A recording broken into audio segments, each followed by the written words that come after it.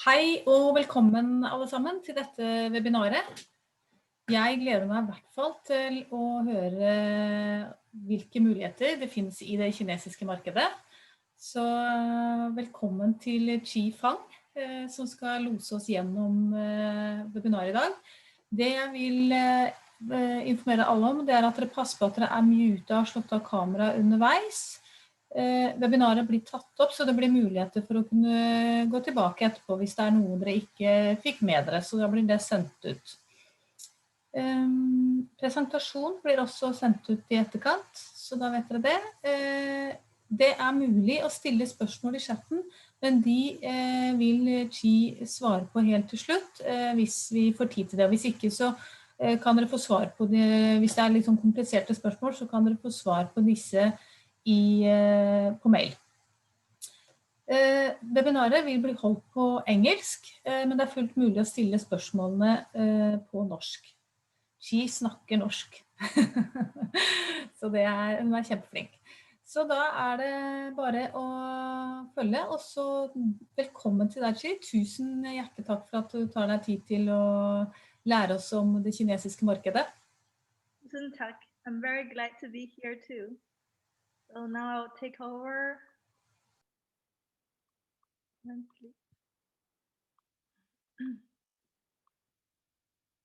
Welcome everyone. Thank you for joining us for today's webinar. And I want to thank Starty Westfall and Merete for having me here.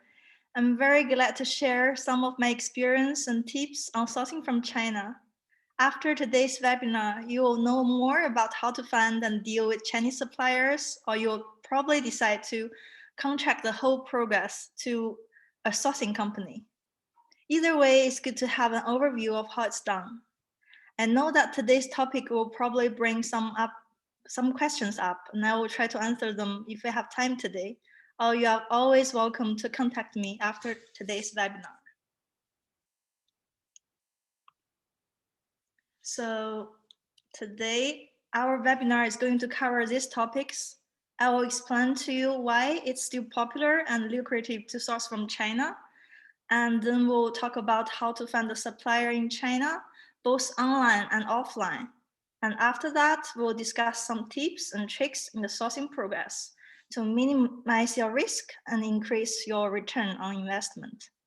Last, we'll compare the advantages and disadvantages of doing the job yourself or using a sourcing agent. So first, let's talk a little bit about myself and my company. My name is Qi. I'm born and raised in China. I have been working with international trading, marketing, and sourcing for over 10 years. I have lived and worked in China, Australia, and of course, Norway. I'm really good at cross-cultural communication and making the business procedure smoother and more carefree. I have helped many international companies with their marketing strategy, with sourcing, and with their sales channels in different countries for over 10 years. And it's also very interesting that exactly the same time, 7 years ago, I was working literally here in this building in Shanghai, and traveling quite often to Australia, selling mining tools made in China to one of the largest iron ore producers in the world. And now I'm sitting in my home office in Stavanger and sharing my knowledge about sourcing from China to Norwegian audiences in front of my laptop. But there is one thing that's not changed. It's that I'm still working on promoting what's best from China and connected to the right business and people. That's also why I founded my company, Silica AS. We are a Norwegian registered company based in Stavanger and Shanghai. We have a vision to bring together the best from Scandinavia and China. We help business with global ambitions in the Norwegian or Chinese market, with market entry, marketing and sales, sourcing, investment, and growth opportunities. Our focus area are green and sustainable solution, high-tech, software as a service, IoT, fashion, and design industry. If you are interested, you can read more about us at www.silicaskugen.com. So now let's move on to our next topic today. Why sourcing from China? Yeah, when you think about sourcing from China, it's often the first choice when you think about buying from abroad. But why? Let's look at some figures. 11 years in a row, China has been the world's largest manufacturing country, and it accounts for around 30% of global manufacturing industry. In a word, China is still producing for the world, and people love buying from China. The advantage of buying from China are obvious. It's cost effective because the manufacturing cost is still comparatively low. It's probably not as low as many years ago. As you probably noticed, some big companies have moved their factories to Bangladesh or to Cambodia. That's why when you buy clothes from H&M 10 years ago, most are made in China, but now most are made in Bangladesh. But that's mostly happened only in low-tech sectors. For industrial products, healthcare, other consumer goods, IT products, China is still the top choice. China has also a vast supplier base, which means you can almost always find what you want to buy. And there are great numbers of factories making the same thing. It also means you can replace a factory if you are not satisfied with their product or services. And there is a good chance that you can find a substitute in the same town or nearby. China has also great infrastructure. Usually, it takes 1 to 3 days for your supplier to send goods to any destination in the whole country. So no matter where your supplier locates, it's quite fast for them to deliver it to the port for shipping. There are also some cultural advantages. Chinese suppliers are usually very flexible. They will try to accommodate your needs and requirements, try to find solutions together with you. But communication is also very important. It's best to think through what you want in advance instead of making small changes all the time in the way. In addition, Chinese workers boast higher manufacturing efficiency too. According to a report on labor efficiency, one Chinese worker can make goods that have around the same value by 4 workers in other Southeast Asian countries. Sounds attractive? Let's dive in and talk about how to find good suppliers in China. There are numerous channels to find suppliers in China, either online or offline. Online platforms gained even more popularity these days after the pandemic. It's hard for people to travel physically, so people do inquiry online. All platforms in China received record high inquiries last year, according to the website madeinchina.com. In April this year, the top categories of inquiries are computer components, toys, healthcare products, small electronics for home use, bikes, kitchenwares, and outdoor products. Here, I listed major English websites where you can look for suppliers in your categories. If you Google, chances are that you are able to find at least 20 sourcing websites in China. But for most people, it's not necessary to go through all of them to find several good suppliers. Chances are you start with Alibaba and end up with suppliers in Alibaba. Here I listed several popular platforms, and I will give you a brief intro of them. The first one, Alibaba. It's one of the largest B2B wholesale marketplace in the world. Here there are 2 words, B2B and wholesale. Consumers seldom buy from Alibaba, since many suppliers there often have something called minimum order requirement, meaning you need to buy more to get that price. The advantage of Alibaba is that it has vast supplier base for every category. And you will probably find hundreds or thousands of suppliers in that category you are looking for. But it also makes it harder to choose. You need to put the effort in checking the supplier's credibilities and manufacturabilities. Sometimes it can be very confusing and time-consuming. And on top of that, many of them do not speak very good English. It's smart not to start with a huge order in the beginning and have at least 2 other suppliers as a backup. So if you are totally new to Alibaba, they also have blogs and videos that teach you how to use it step by step. In general, it's still a very good place to start if you are keen on looking for suppliers in China. And the second one is AliExpress. AliExpress is also owned by Alibaba Group. This website is more targeted for consumer market rather than the business market. However, in recent years, many e-commerce business owners have started sourcing their product from AliExpress too, rather than Alibaba, because they can buy in small quantities rather than in bulk. And conveniently, most products on AliExpress also ship for free to most places in the world, but the shipping time still remains quite long, up to a month sometimes. But you can always choose other shipping method. They are more expensive, but faster. And the third one here is called madeinchina.com. Compared to the first two ones, they have better quality suppliers.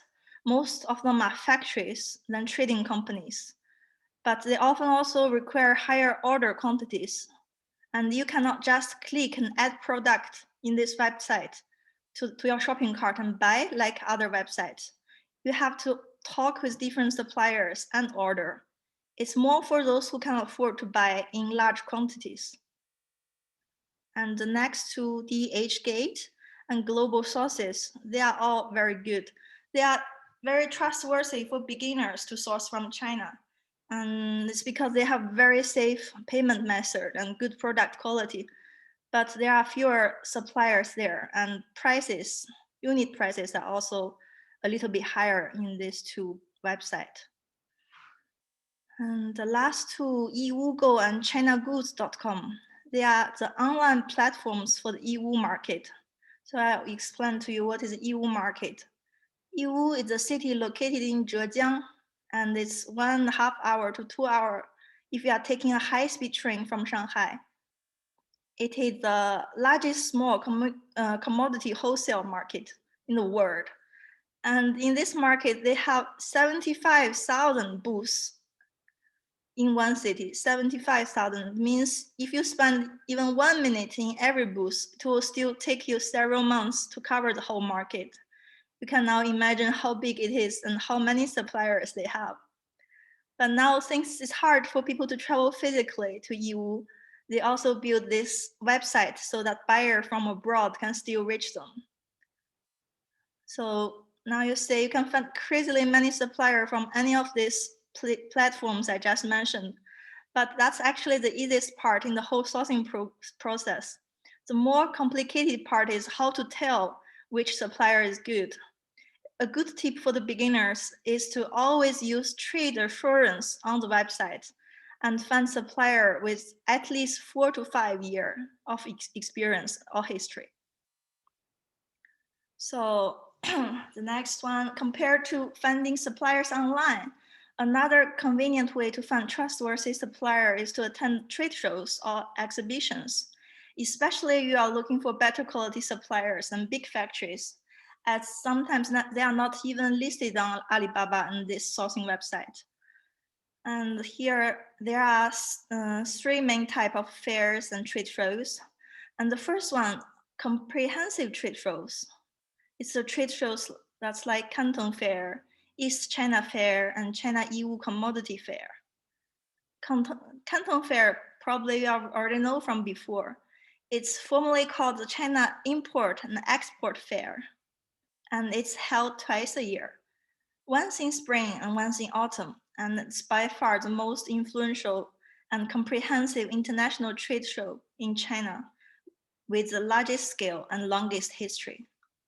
Due to the pandemic, since spring 2020, it's actually held only online.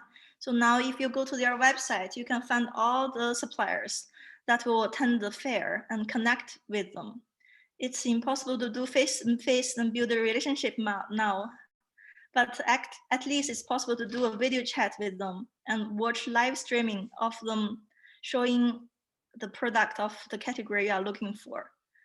Or you can always post your requests in the supply and demand area in the website to 25,000 exhibitors directly. So the second type of trade show is category specialized trade show. It's more relevant and great for those who want to find a serious factory and have an in-depth talk with the supplier.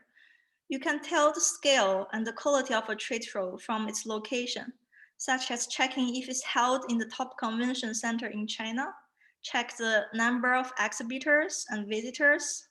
Usually, the factory that can afford to attend these trade shows held in top convention centers are more serious factories instead of workshops, as it costs a lot for them to participate. So this exhibition are not only restrained to China. Top Chinese factories will also attend leading trade shows held in Germany, Italy, or America, for example. But usually they are very big factories and they don't take small orders. And the next one. Another efficient way to source from China is, of course, working with a sourcing company. Sourcing companies works to get clients the best rate for whatever products they need to source and meet the quality standard. They ensure the factory and supplier can produce and deliver the product in a timely manner, and they have better knowledge of the whole sourcing process, and they know both languages, know the culture very well, and take the precaution to avoid risks for you. Ultimately, a sourcing company should be able to save you more money by using them than what you pay for. And the save on time and energy is even greater. That's why it's also a great investment to work with a professional sourcing company or agent, despite you have to pay a certain percentage commission fee. So here I covered three main sources to find a good supplier or factory in China. Let's go to the areas. Here you see, no matter what channel you choose in the end, it's always good to know where in China most suppliers actually locate and what they are specialized in. Each region or city in China has its own manufacturing specialty. Here you can see the top 5 regions for export in China. It's smart to find suppliers in these regions because they are also great at manufacturing and they are easily accessible by flight or high-speed trains. And you are more likely to find a replacement if you are not satisfied with one supplier. So I'll give you a brief intro of these places and what they are famous for. The top one here is Guangdong province, where the famous Canton Fair is held. It produces a great amount of consumer goods and electronics. A lot of famous brands, like Apple, Dell, IBM computers are made in this province. The other important industry they have here are machinery, specialized equipment, petrochemicals, forestry and paper making, pharmaceuticals, and automobiles. And the next 2 provinces here are Jiangsu and Zhejiang. They are the provinces that are very close to Shanghai, and they are also the richest provinces in China, and among the regions with the highest average GDP per person in China.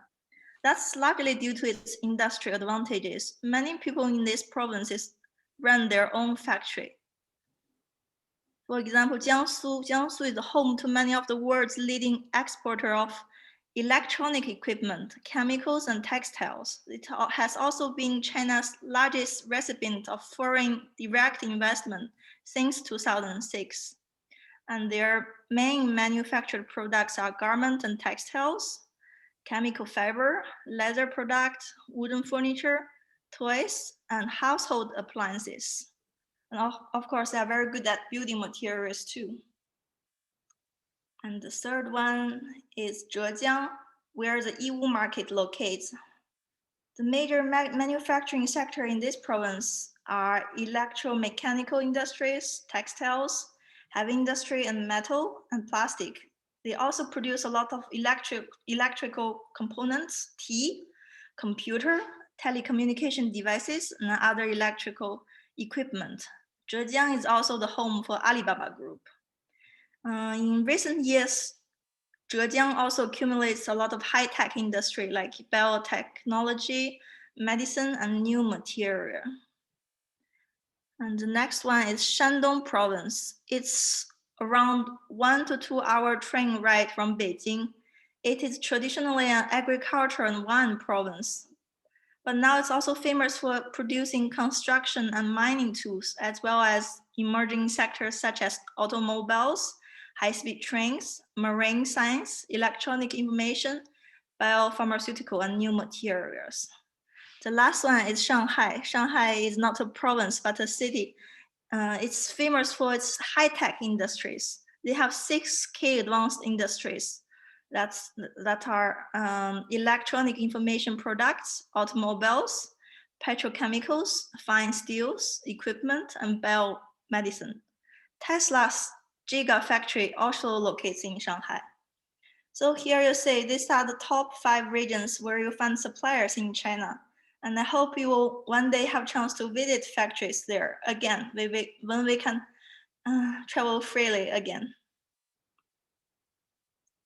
So after having an overview of how to find suppliers in China, let's talk about some tips and tricks in the sourcing process. And then these tips may increase your return on investment and also help you to avoid unnecessary risks and common mistakes. So let's dive in. So first, let's start with some most basic sourcing terms you need to know. Here I listed 5 terms to get you started. When looking for suppliers online, you often see that there is a thing called MOQ together with a unit price. MOQ means minimum order quantity. It sets the lowest quantity of the product that a supplier is willing to sell. The MOQ is often specified on the supplier's Alibaba page or website. You can also contact them directly to ask for their MOQ.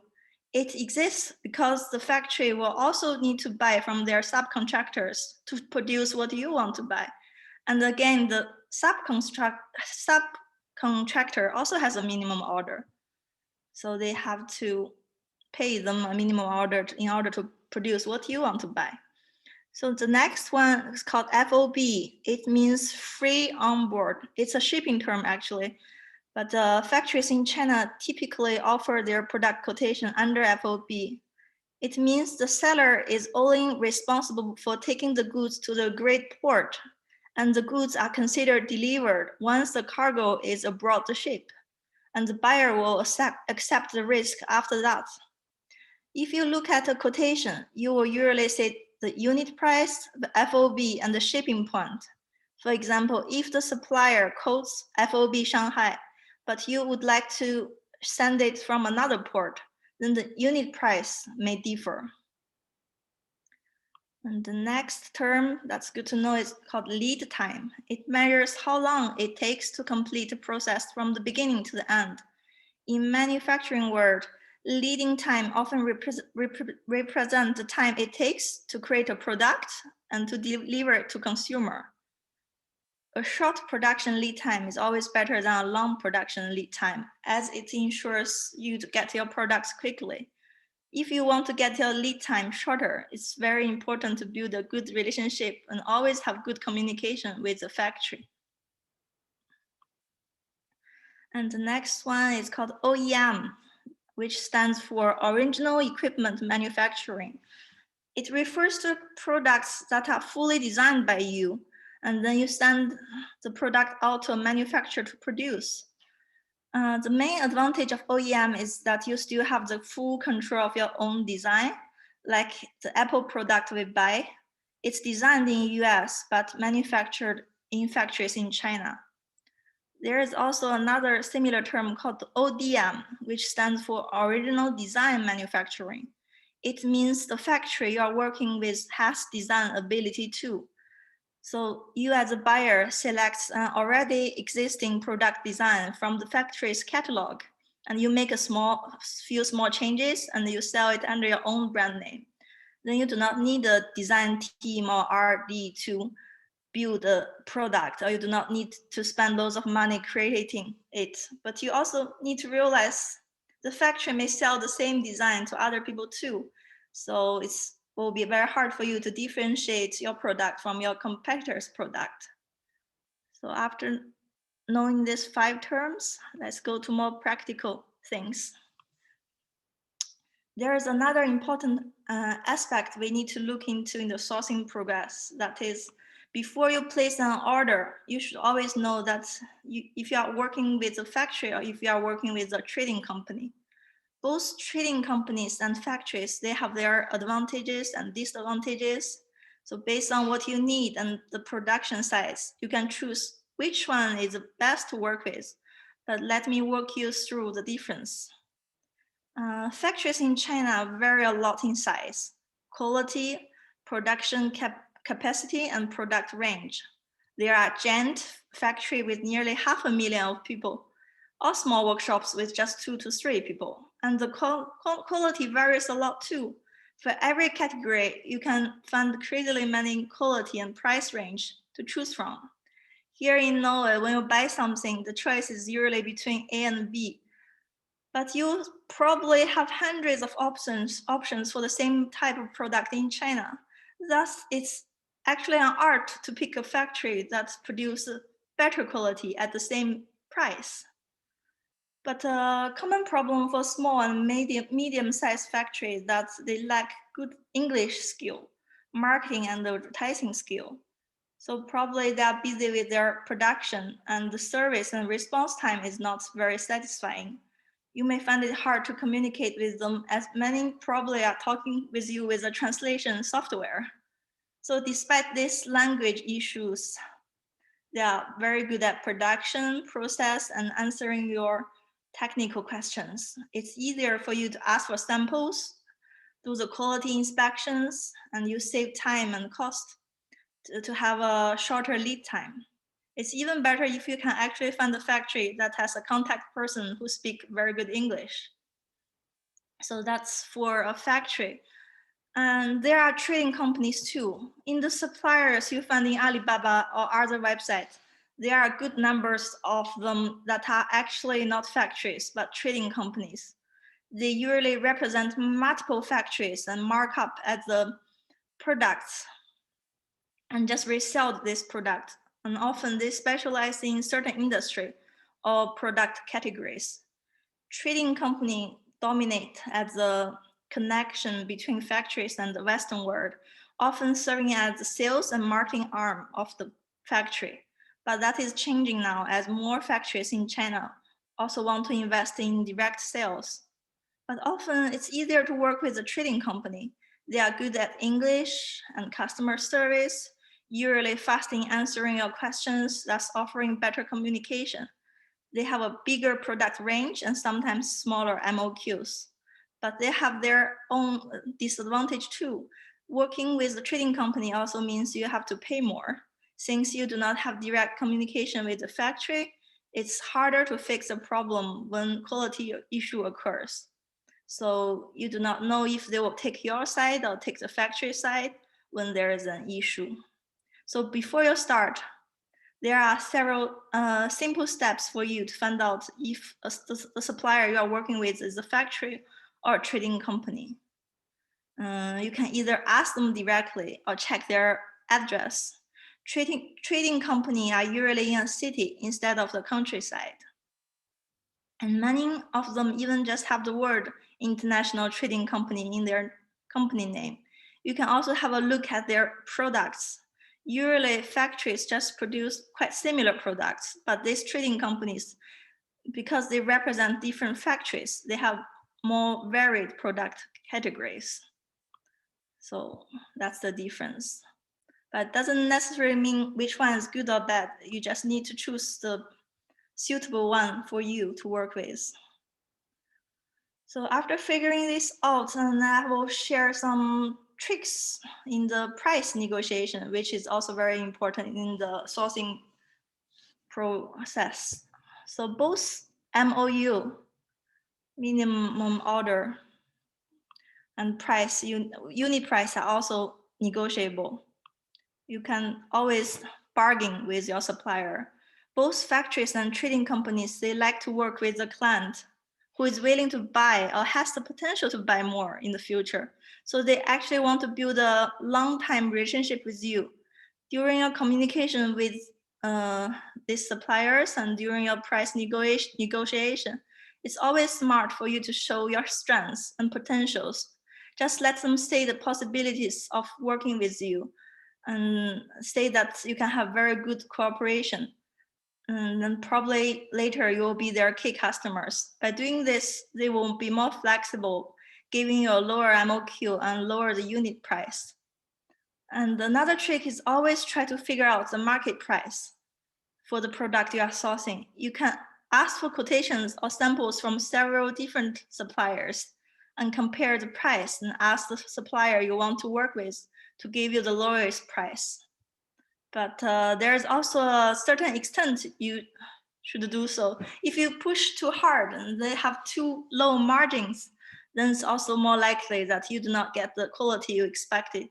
But no matter what, you should always try to bargain, try to negotiate price when you can get the best deal for yourself.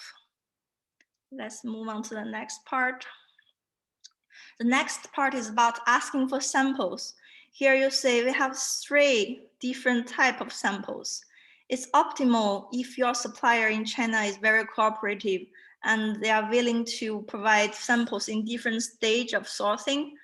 And it is very important that you compare the quality of each sample very carefully and keep close contact with the factory to monitor the whole production process.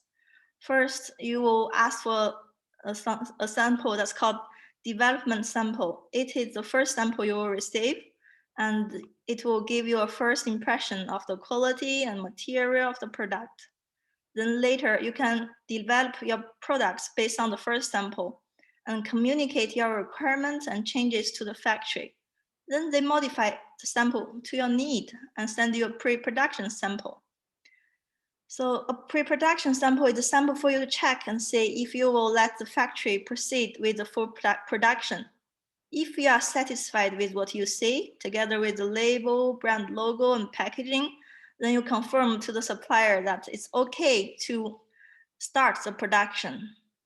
And after the production, before the shipment, it's also very smart to ask for a pre-shipment sample, just in case there are mistakes in the production.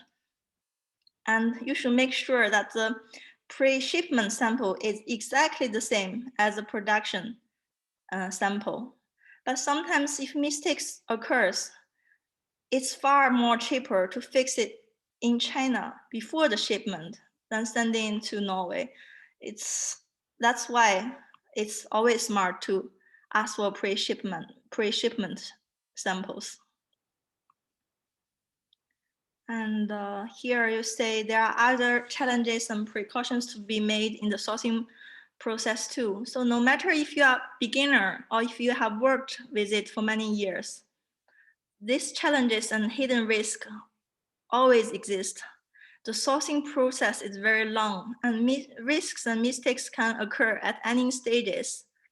So I listed several risk factors in the sourcing process and what we should do to minimize the risk. The first one is the deposit and payment. A good tip is that you should never pay 100% upfront in a normal case. Because if there's anything, any mistakes or delay, anything, you just have zero leverage. If you use Alibaba, it's very important that you use the trade assurance and verified supplier to protect yourself from scams. Very often, the payment terms in China are 30% upfront and 70% before shipment, and sometimes 50% upfront and 50% before shipment. So it's always good to protect yourself and do not just send money out immediately and with 100%. And the next issue is quality control. It's also called QC. It's actually the most important thing in the sourcing progress.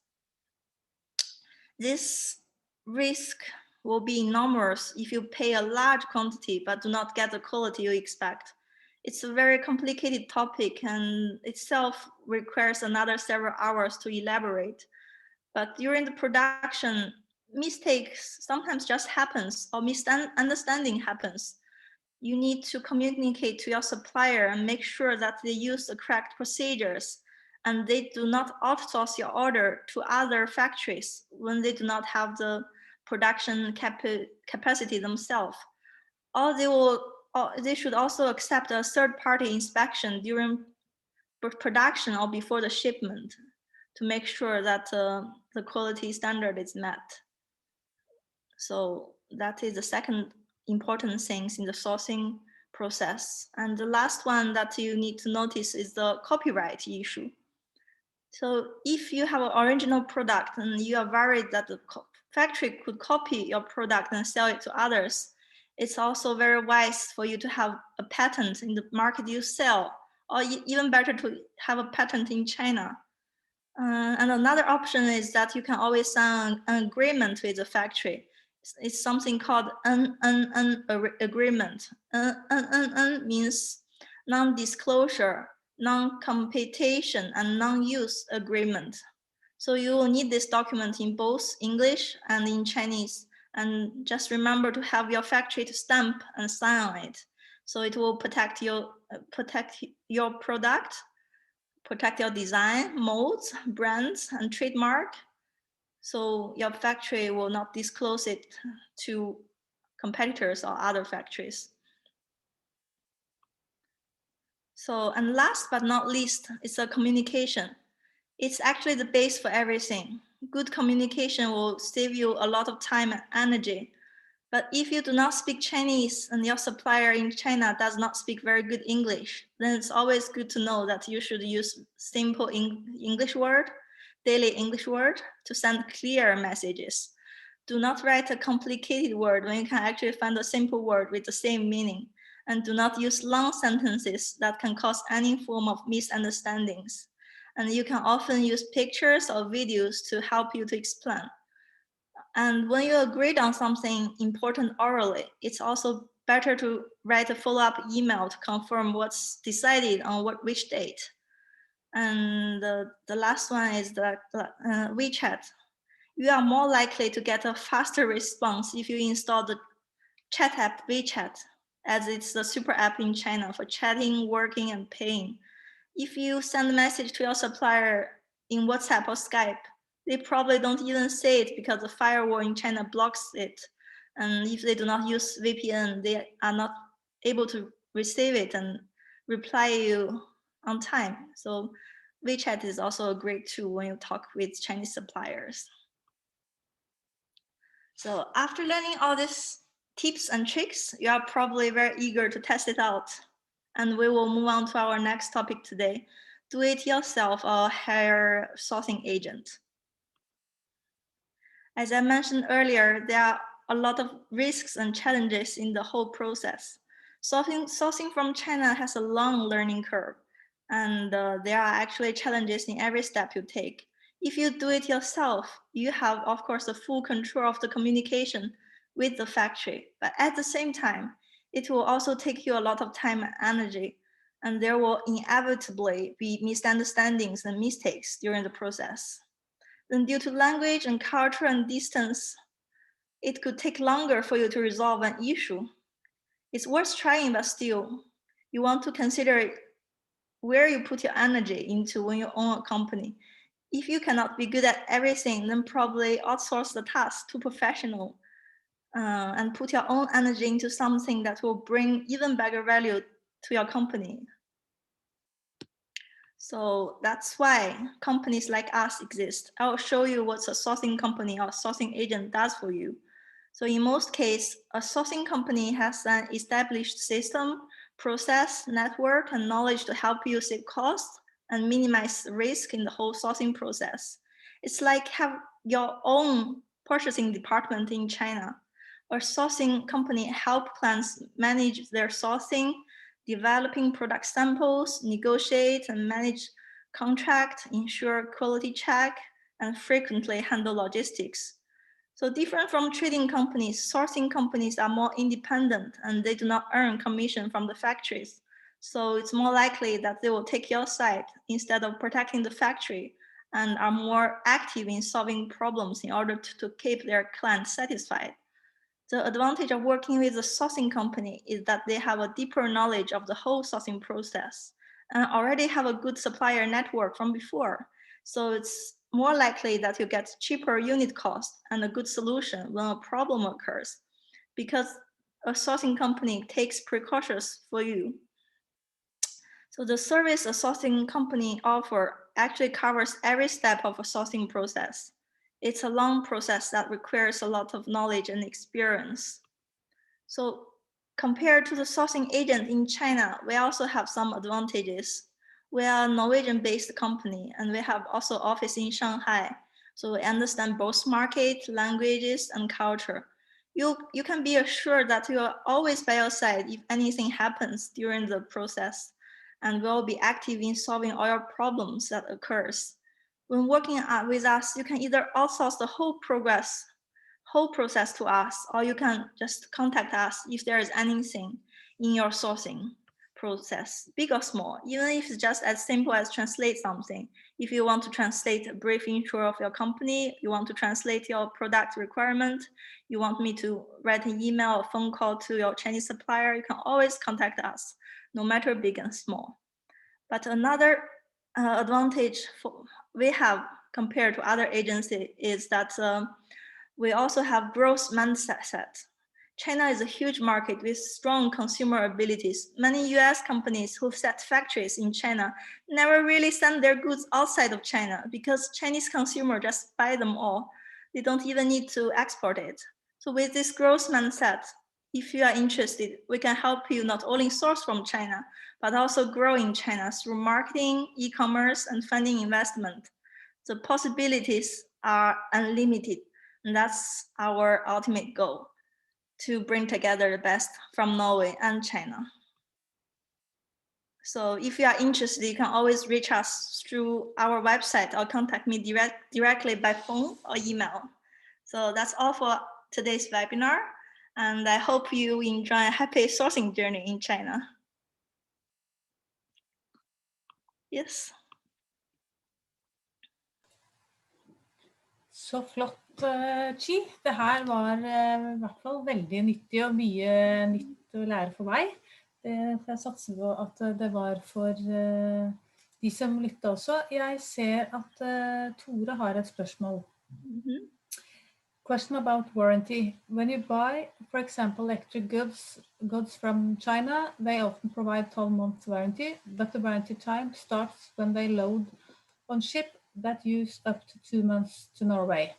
That means that we lose 2 months of warranty. Also, we need to follow Norwegian rules for warranty to our customers, and that means 24 months of warranty. This could be a big economical problems for us. Do you have any tip for solving this? This is a very tricky issue, as Norway really protect customers, and you have much longer warranty time than in China. Here, for normal consumers, even 2 years, and for home electronics like TV, laptops, they actually have 5 years, and we do not have that in China. So it's actually a risk for Norwegian importer, but it's a law to confirm. So the only way is to ask your supplier to send the goods in timely manner, make sure that they do not have any delay, which could cause even more loss on your side. So the best advice I gave is just to ask them to send on time, because recently I know the time that's spent on shipping is even longer because of the pandemic. So the best way is just to talk to your supplier directly and say how fast can they ship. Or else, like, it's quite impossible for you to force a Chinese supplier to also comply Norwegian consumer law. Yeah, that's my input of this question. Så har vi et spørsmål til fra Charlotte. I have my own cosmetic brand and I'm looking into the possibility to produce in China. But I'm worried that China is still testing all cosmetics on animals. Do you know? Yes, cannot be all. So if you are very like you care about animals, and that's now also the trend of the whole world basically. So you can talk directly to your factories and ask actually, and to ask if they do this on animals. I'm sure there are plenty of those cosmetic producers that do not do this in China. It's not all, as far as I know. So you just need to talk to them and make sure that you clear it out before you buy from them. And you can even ask them to issue some certificate or issue some paper saying that they are not doing this, so you can be 100% sure. Og så det Vivian. She has two questions, I think. What is the recommended method of payment? And wire transfer for bank and contract currency, US dollar or RMB? It is also, again, varies a lot. Depends on which factory you work with. Before, most factories have US dollar as their preferred currency, but now many receive RMB too. So better to just talk to the factory and confirm with them that's what they receive. And for US dollar and RMB, the inflation and the rate varies differently. So sometimes the factory will actually prefer that you pay in RMB. And one more question from Jill. Can you negotiate warranty with bigger order sizes? That is a tricky question. I think most factories have very standard warranty against the products they produced. So I don't think they will take the extra risk, but again, it's also depend on the factory and how you negotiate with them. But I think the chances are not very big. Yeah. Yes. Da tror jeg da var det ikke noe flere spørsmål sånn en gang her. Det hender det dukker opp noen sånn i siste tampen, men nå ser det ut som de fleste har fått svar på det de lurer på. Og så det jo sånn at dere kan ta kontakt med Chi i etterkant. Hvis det noe dere lurer på og dere trenger hjelp til, så jo det en av de tjenestene de jobber med, og hjelpe da folk som ønsker å handle med Kina. Så det absolutt mulighet for det, og det ligger kontaktinformasjon i presentasjonen som dere ser foran dere nå, som dere får tilsendt. And oftentimes these questions are also very individual and requires a lot of research and talking with the supplier. So communication is also very important in every question, every case. So sometimes I don't have a standard answer for everything, but later we can help you with figuring it out, like for different cases. Yes.